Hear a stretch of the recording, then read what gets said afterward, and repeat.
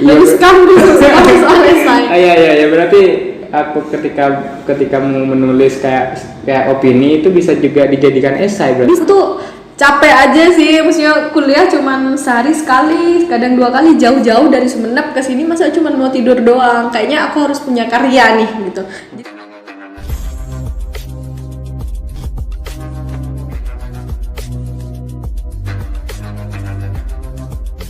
Kalau saya juga butuh referensi tapi sebagai penguat gitu, sebagai penguat gagasan si penulis bahwa hal ini tuh bisa dipercaya, bahwa hal ini tuh nanti memang bisa diterapkan untuk misal isu yang dibahas itu Indonesia gitu, untuk kemajuan Indonesia kayak gitu. Nah, kenapa aku bikinnya bisa selama 2 jam? Karena pertama, tidak membutuhkan referensi yang banyak. Topik yang aku angkat waktu itu soal IPNU IPPNU. Temanya? Iya, judulku tuh kalau nggak salah, aku juga lupa sih. IPNU IPPNU wadah pada apa ya? Intinya penerapan gitu apa terhadap pelajar apa ya, bukan untuk menciptakan, intinya kayak IPNU IPPNU itu sebagai wadah atau sebagai organisasi yang menjadi wadah bagi pelajar agar mereka itu memiliki jiwa yang demokratis gitu. Nah, intinya kan kayak gitu, karena waktu itu temanya itu organisasi sebagai apa ya, untuk memajukan demokrasi bangsa kayak gitu. Makanya aku ngambil di situ. Lah kenapa sampai kepikiran di situ? Itu yang susah sebenarnya. Susahnya gini, kamu kan cuma dapat tema besar. Cuma dapat tema besar. Aku nih mau ngomongin apa? Itu yang susah. Ide pertamanya itu yang susah. Tentunya kan harus mempunyai masalah dulu katanya. Iya, sebenarnya bukan masalah sih. Saya itu nggak harus tentang masalah, tapi bisa jadi gagasan kamu untuk sesuatu itu. Anggaplah kamu tuh punya harapan, impian, cita-cita, kayak punya, wah aku nih pengennya menciptakan. Kalau aku waktu itu gini, ingat kata demokrasi sama organisasi, aku mikir organisasi apa sih yang bisa gitu, yang ada hubungannya sama demokrasi. Sebenarnya waktu itu pengen ngangkat yang dari sisi mahasiswa, cuman kalau organisasi mahasiswa kan banyak. Akhirnya aku ngambil yang lebih sulit lagi. Kenapa? Kalau organisasi di mahasiswa dengan tatanan mahasiswa yang memang pemikirannya itu sudah tinggi gitu, pemikirannya itu sudah cerdas gitu. Akhirnya aku mikir kalau di ranah mahasiswa untuk menciptakan sesuatu yang demokrasi itu bukan tantangan, tapi kalau di masyarakat, makanya kami IPNU IPPNU, karena kalau ranahnya IPNU IPPNU itu kan banyak, SMP masuk, SMA masuk, maksudnya teman-teman yang masih memang pelajar gitu, bukan tatanan mahasiswa lagi. Di mahasiswa juga ada kayak gitu. Makanya aku mikir, tapi masalahnya waktu itu aku cuma mikir gini, IPNU IPPNU hubungannya sama demokrasi, kayak peranan IPNU IPPNU terhadap mendukung ranah demokrasi di Indonesia kan kayak gitu. Aku mikir, wah ini susah. Cuman beruntungnya aku punya sahabat, dia itu sebagai ketua IPPNU di Kecamatan Kadur. Ya, nanya lah dikit ya. Jadi aku bilang gini, boleh nggak kalau aku ngebahas ini? Oh boleh kak gitu. Tapi kamu tahu nggak tahu sama sekali waktu itu sama sekali. Jadi kayak 0%. Akhirnya dia bilang menarik sih, semisal orang yang di luar IPPNU ngebahas IPPNU kayak gitu. Akhirnya aku dikirimin lah hasil kongresnya mereka, banyak banget. Nah waktu itu aku bilang ke dia, apa nih yang jadi poin pentingnya, coba aja kakak baca di situ, itu udah lengkap semua tentang IPPNU. Akhirnya aku baca ya definisi IPPNU, terus fungsi. Yang penting kan kalau organisasi itu tujuannya, tujuan dan fungsinya, keberadaan organisasi itu untuk apa. Akhirnya aku setelah baca, ada tuh yang namanya wawasan kebangsaan. Nah maka dari situ aku langsung nanya ke adikku tadi, ke Iva itu nanya, coba deh kamu kasih tahu program kerja kamu yang berjalan yang ada hubungannya sama demokrasi. Akhirnya dia itu ngasih sebenarnya gini kak, ada acara ini, ada acara ini. Nah di situ jadi jam 10 malam itu aku udah punya ide. Yang aku lakukan jam 10 malam itu adalah aku cari di internet, jadi kayak IPPNU itu apa, terus hubungannya sama Indonesia itu apa, dan ya pokoknya hal-hal yang seperti itu. Akhirnya nulis aja, lancar aja sih. Oh ya gitu ya. Jadi ini luar biasa banget sih sebenarnya, karena jadi dari berbagai macam metode untuk menulis, dan tentunya juga motivasi Mbak ataupun cara Mbak untuk menggali informasi untuk dijadikan referensi itu Itu sebenarnya di esai itu ada berapa macam sih, Mbak? Karena kan yang saya tahu Banyak. yang saya tahu kan itu harus berbasis penelitian ya, harus berbasis kayak ada yang istilahnya Enggak. turun lapangan gitu. Enggak, saya enggak berbasis penelitian. Iya. Bukan. Kamu salah informasi kalau kayak gitu. Oh ya, yang bagaimana yang benar? Seperti kataku tadi, esai itu lebih kepada ide atau gagasan yang kemudian diperkuat dengan data. Kalau kamu penelitian, ya itu sifatnya kayak skripsi dong, kayak gitu, kayak jurnal. Kalau itu bisa penelitian. Tapi kalau esai nggak perlu. Esai itu semi opini, opininya 70%. Opininya 70%, sisanya penelitian apa? Sisanya itu data. Data. Iya. Kalau kamu cari esai itu kayak ada esai esai deskriptif, esai wacana, terus esai apa lagi? Banyak sih. Esai itu simple loh sih. Jadi kalau di esai itu nggak baku, kata-kata yang digunakan pun itu nggak yang baku banget ilmiah kaku, nggak kayak gitu. Jadi esai itu lebih menggunakan bahasa yang ringan, di mana apa yang kita tulis itu bisa dekat dengan pembaca. Jadi kamu tuh nggak bosen kalau baca esai, nggak yang bikin ngantuk. Bagus sekali soal esai. Iya, berarti aku ketika mau menulis kayak opini itu bisa juga dijadikan esai berarti. Bisa, kalau pendapat doang kan jadi opini. Jadi pendapat kamu yang sekiranya sama kayak gini loh sih. Aku ngasih tahu kamu A I U E O, misal, tapi aku nggak bilang bahwa ini ada referensinya. Aku punya ide untuk membangun suatu perusahaan, tapi kalau cuman omonganku doang berbusa-busa, tapi aku bukan siapa-siapa, maksudnya nggak ada alasan yang logis dan masuk akal, itu kamu juga nggak bakal nerima kan. Biasa itu harus ada alasan yang logis dan masuk akal. Kayak misal mau membuat esai tentang apa ya, SDGs gitu. Apa itu SDGs? Sustainable Development Goals itu 2030 apa 2045 gitu. Intinya banyak tema esai yang pakai kayak gitu. Pokoknya itu ada 17 tujuan pembangunan, intinya disepakati di seluruh dunia. Ada kayak gitu. Mau bangun kayak gitulah, mau menciptakan suatu perubahan, entah itu kegiatan atau melalui produk atau apa. Tapi semisal kamu cuman opini kamu doang, enggak ada yang bisa menguatkan opini kamu, itu nggak bisa. Karena di kepenulisan esai itu ada 3, kalimat utama, kalimat penjelas, sama kalimat penegas. Oh iya. Ya kan? Iya. Kan sama ya kayak gitulah. Isinya berarti ada 3 itu ya. Kalau isinya sama, pendahuluan, isi sama penutup. Cuman di bagian isi itu ada yang namanya kalimat utama. Itu ide kamu, ide gagasan kamu. Kemudian kalimat penjelas itu ya hal-hal yang menjadi reason atau faktor penjabaran lah dari ide kamu, yang kemudian itu nanti yang membuat itu logis adalah data-data yang kamu paparkan sama alasan-alasan yang memang menguatkan kamu bahwa ide kamu ini brilian gitu. Brilian. Memang sebenarnya kalau di esai ini berarti memang itu lebih banyak opini dan memang daya kreativitas menulis tentunya kan ya. si penulis ya. bukan cuma di menulisnya ya, tapi di idenya itu loh. Idenya itu harus kreatif, harus inovatif, karena seperti yang aku katakan ke kamu tadi bahwa itu bersifat futuristik 5-20 tahun mendatang. Oke. Nanti tak kirim lah apa itu penulisan. Oke.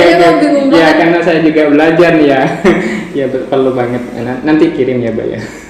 Oke, langsung ke mungkin langkah-langkah Mbak dalam menulis esai itu ada apa aja untuk bisa menulis. Kita pernah bahas ini dulu, tapi kamu mungkin lupa. Kamu dulu pernah belajar, Mbak pengen nulis apa yang kamu bilang, apa proposal apa gitu waktu itu. Esai. Emang esai? Ya, esai. Iya. Tapi sebelum aku ikut lomba ini kan? Belum. Ya, sama kayak gitu. Pertama nih, dicatat banget nih. Pertama ide. Jadi pertama itu ide kamu sesuai tema yang udah dikasih. Kamu mau nulis apa dulu? Kan Indonesia luas, tapi nggak mungkin kita dong nulis seluruh provinsi yang ada di Indonesia. Oke, kita ini dulu lah. Sama kayak tadi, organisasi itu luas, tapi kita harus pilih satu. Jadi aku dari semua organisasi aku pilih IPNU PPNU. Setelah menemukan si IPNU PPNU, menemukan topik yang akan kita bahas, kita harus memunculkan mimpi-mimpi besar kita. Jadi melalui IPNU PPNU, apa nih Setelah ini apa? Arahnya kemana? Tentukan tujuan dari tulisan kamu. IPNU PPNU bahasanya banyak. Mereka dari segi pendidikan, keagamaan, kebangsaan, banyak pokoknya. Tapi kita harus pilih satu sesuai dengan tujuan yang kita inginkan. Karena tadi organisasi dan demokrasi temanya yang dari apa namanya? Dari si penyelenggara lomba tadi. Jadi aku menghubungkan tujuannya IPNU PPNU dari garis lurus ditarik ke demokrasi. Wah, udah dapat nih idenya IPNU PPNU dan demokrasi. Hubungkan dua hal ini, kemudian buatlah yang disebut outline.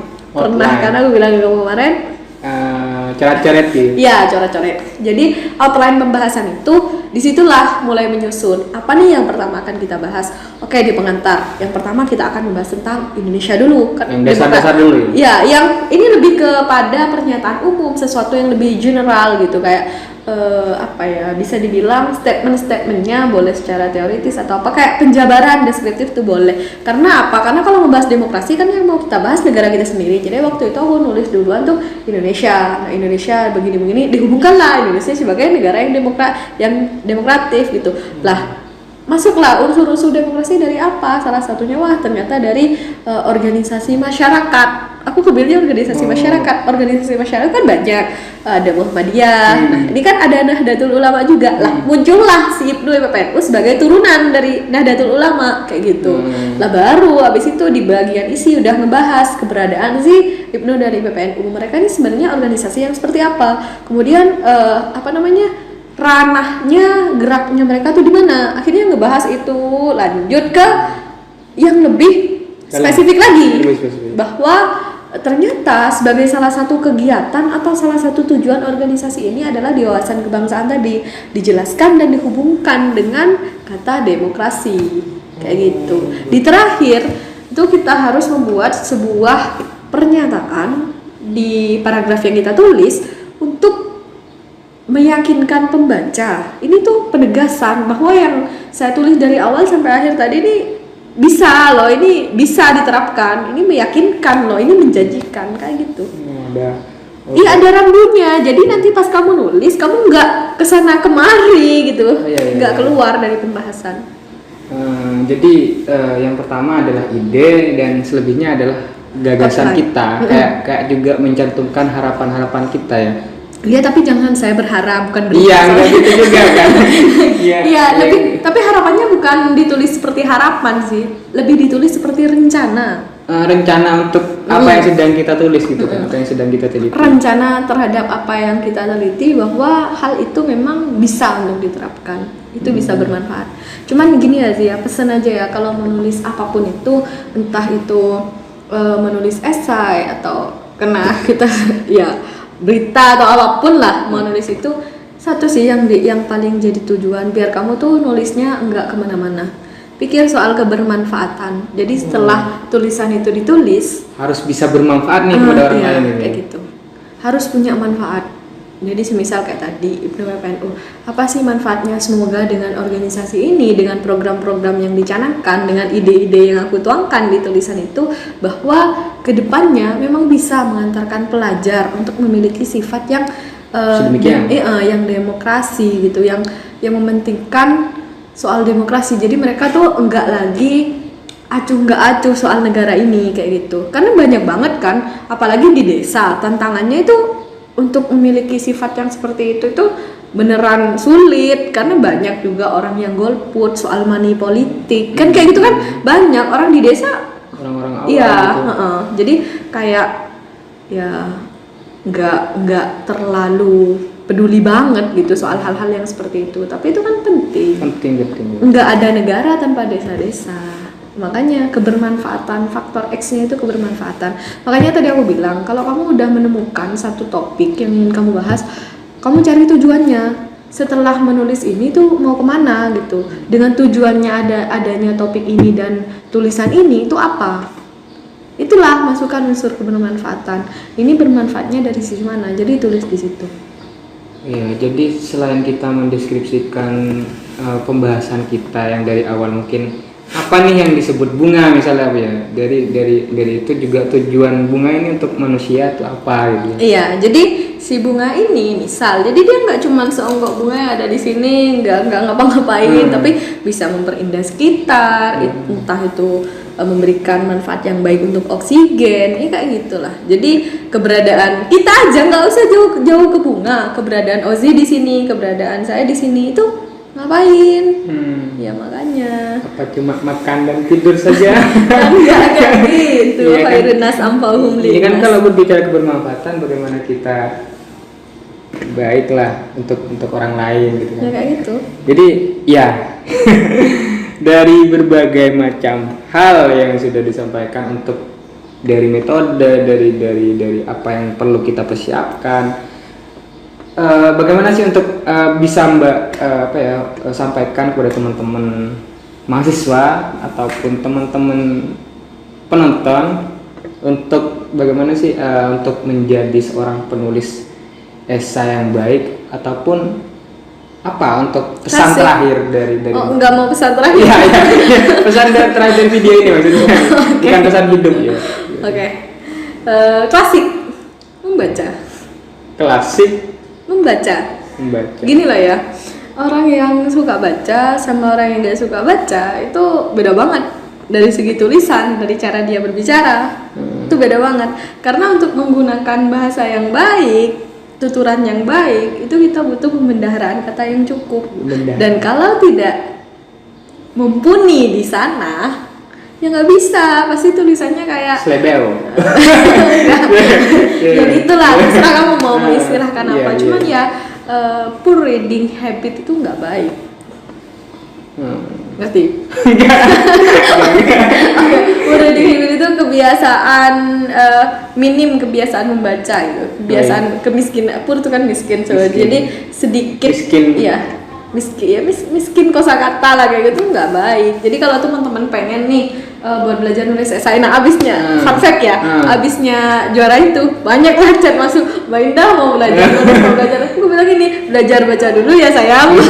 Gituin Ya, kan. berarti kuncinya emang membaca dulu. Kedua, nggak gabut sih kuncinya kan motivasi kan. Kedua itu punya motivasi. Jadi kalian tuh pasti punya motivasi tersendiri. Abis ini kalian tuh mau ngapain sama esai itu gitu. Jadi semisal nih kalau aku tadi emang kayak insecurity kan, gabut kayak mau nemuin, aku tuh capek aja sih, maksudnya kuliah cuman sehari sekali, kadang 2 kali, jauh-jauh dari Sumenep ke sini masa cuman mau tidur doang. Kayaknya aku harus punya karya nih gitu. Jadi cari faktor X yang emang bisa membuat kalian punya motivasi yang besar. Contohnya Ozzy nih, ngebikin konten kayak gini kan pasti punya motivasi yang besar kan, entah mau jadi konten kreator atau apa. Jadi hubungkan hal-hal itu dengan mimpi kamu kayak gitu. Karena banyak banget loh Zi manfaatnya habis nulis ini. Banyak banget. Pertama juga gini, jangan langsung tujuannya jangan langsung mau menang, karena kalau langsung tujuannya mau menang nggak bakal. Harus sempurna banget berarti untuk. Iya nggak bisa gitu sih. Kamu bayangkan gini aja, aku ini bukan ikut pertama kali loh, jadi nggak bisa kita ikut pertama kali terus langsung menang tuh nggak bisa. Makanya harus ada kayak penguatan ke hati kita bahwa kita ikut ini bukan untuk mau menang, tapi biar kita punya semangat buat nulis. Coba nggak ada lomba ini nggak nulis kan? Iya benar. ada yang apa ya, ada penyebab lah kan, ada hukum-hukum kausalitasnya untuk menjadi seorang. Kalau orang yang pertama kali ikut langsung menang, kasihan dong sama yang udah 10 kali ikut, misal kayak gitu. Jadi ya jangan langsung berharap menang, dan kalaupun kalah ya jangan menyerah. Aku tuh kalau kalah kayak tadi kan kalah ya ikut yang di UTM tuh, karena kalah aku harus ikut biar menang. Gitu. Sampai menang ikut kayak gitu. Iya. Oke, jadi ini adalah apa, pernyataan atau pesan kepada teman-teman sekalian, khususnya kepada saya ya yang juga masih belajar nih Mbak. Jangan males. Karena saya juga termasuk mahasiswa atau orang yang malas dan memiliki jiwa yang kurang berinovatif. Dan tentunya ini menjadi PR penting bagi saya Mbak, karena saya juga masih benar-benar kurang di bidang kepenulisan. Sama sih sebenarnya. Iya. Nah, ini tujuan dari konten ini sih sebenarnya saya juga ingin belajar gitu, Pak. Bukan yang pertama memang kita sharing-sharing. Yang kedua, saya ingin mendapatkan manfaat ataupun hikmah dari kita yang Tapi Kak, hikmah itu nggak jalan tanpa action. ya. Have to do it by yourself. Gitu. Iya, benar. Memang cuma punya ide tapi gak di. Iya kan kalau soal ide, Ozzy itu nggak pernah kekurangan ide, saya percaya. Iya, Tapi benar. mungkin nggak dieksekusi. Benar-benar sekali. Ya, oke teman-teman, itulah yang perlu kita persiapkan adalah untuk menulis esai. Kita perlu untuk mempunyai ide dulu, gagasan dan tujuan apa, kebermanfaatan apa yang akan kita berikan kepada si pembaca nih, kepada si penyelenggara nih yang memiliki agenda tersebut seperti itu. Oke, mungkin sekian dari konten atau segmen Salam Sapa Saudara pada kali ini. Terima kasih banyak kepada pemirsa ataupun teman-teman mahasiswa yang sudah menonton pada kali ini. Terima kasih banyak, dan mungkin ada kesalahan saya mohon maaf. Dan assalamualaikum warahmatullahi wabarakatuh.